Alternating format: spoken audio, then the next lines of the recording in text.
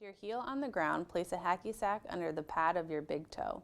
Press your big toe into the hacky sack, contracting the arch muscles.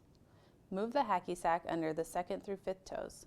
As one unit, press the 2nd through 5th toes into the hacky sack.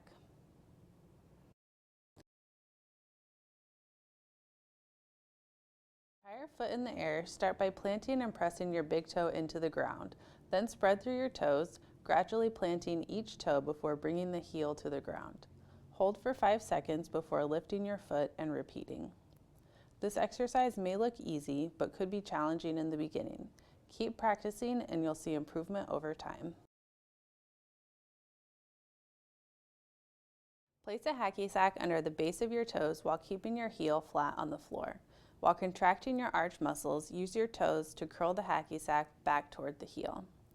It's normal for your feet to cramp during this exercise when you're first starting out, but as your muscles get stronger, the cramping will subside.